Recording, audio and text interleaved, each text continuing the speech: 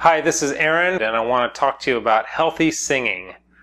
Okay, let's talk about healthy singing. The number one thing when it comes to singing is, I would say, and this may sound kind of obvious to you, but it's drinking water.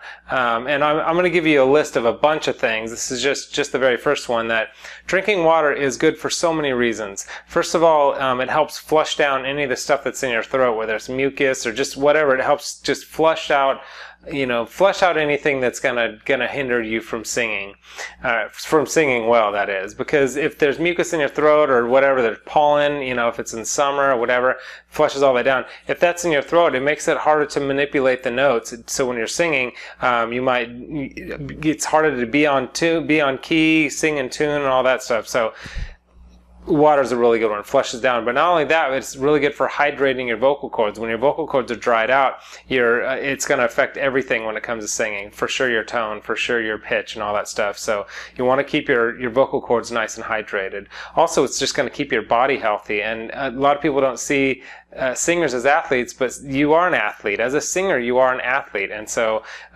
just as being any other athlete in any other sport, being fit will help that athlete be the best they can at their particular sport. It's the same with singing. The more fit you are and the more healthy you are, the better of a singer you will ultimately be. And certainly if you have to run around stage and if you're a performer, you want to be in good shape for all that as well. But hydrated cords and staying healthy and all that.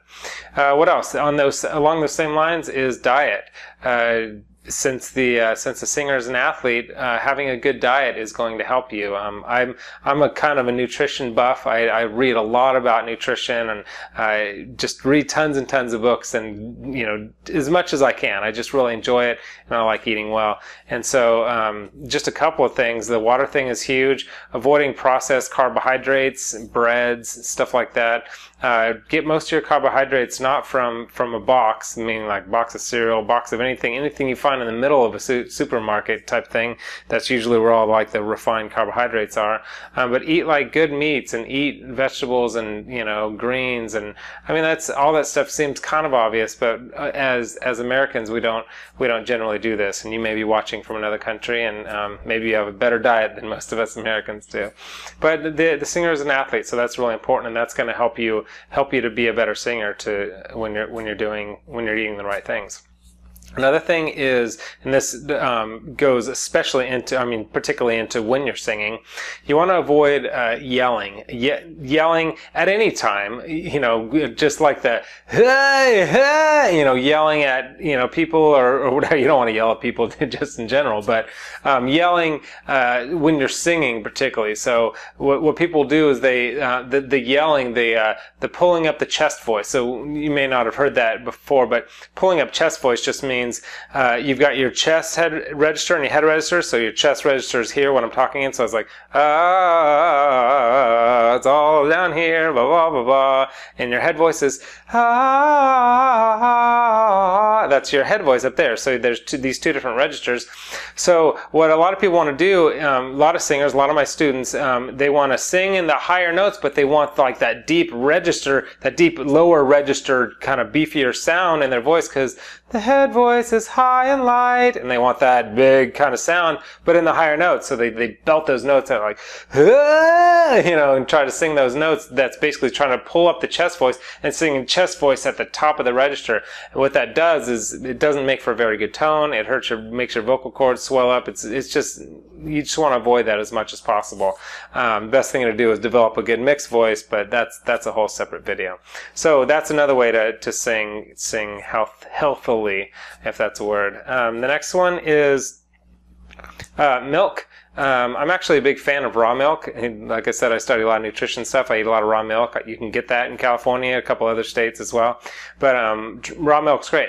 But avoiding milk the day of singing event is a good idea, and even the day before as well, because it will produce some mucus, and especially if you're getting pasteurized, homogenized like regular store-bought milk, that produces a lot of mucus, and that's really going to affect your singing, because the water flushes down all that stuff, flushes down all the mucus and all that. If there's pollen in there or whatever, that's why you want to drink a lot of water. But the milk itself will produce mucus, and the same is true for cheeses and most dairy. So it's good to avoid dairy when you're getting ready for a singing event, or just getting ready to sing. Another one is spicy foods. I love spicy foods, but the night before you have to sing, or if you sing on a regular basis, avoid spicy foods, because what happens, spicy foods creates a lot of kind of acidity, a lot of acid in your stomach, and as you sleep, that acid has a tendency to come up. If you have any type of acid reflux, it's kind of gross, I know.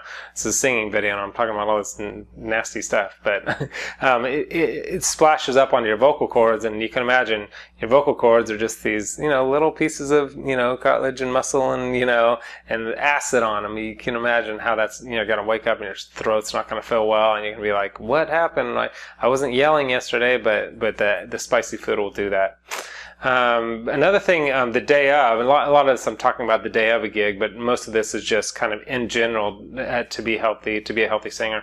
But the day of a gig, day of a singing, you want to definitely do a vocal warm-up exercise, and your vocal warm-up and your strengthening exercises, all those things, but you don't want to overdo those. Just do a really light warm-up routine and a little bit of the strengthening exercises, because if you overdo it, then your voice just won't be as shiny. It won't have as much luster when you go to sing, because you will have worn it out a little bit. So anyway, those are a couple of healthy singing tips, and I just want to encourage you to sing. If it is your goal to be a singer, singers sing. They practice singing. They practice their exercise. They look for opportunities to sing. And I want to encourage you that if that's what you want to do, you can do it, because it is possible to learn to sing. Even if you weren't born with a lot of talent, it doesn't matter. You can learn to sing. So I want to encourage you to go after your dreams and do that. So again, I'm Aaron from Superior Singing Method. If you don't mind, you want to share the love, go ahead and subscribe to my channel and leave a comment. I look through the comments and find out what people want me to post on my YouTube channel, and I do my best to try and post different, whatever it is that you want to learn about. I try and focus on those and post those on the channel. So go ahead and leave me a comment for that, and like it if you don't mind, show the love that way. And then also the link below, I have a systematic, it's an 8-week systematic program that can help you become a better singer if that is what you're interested in. You're watching this, so I guess it is. So I've got that program and that link below, and there's you can also find a lot of other free tips and stuff there on my website. That's about it. I hope that helps.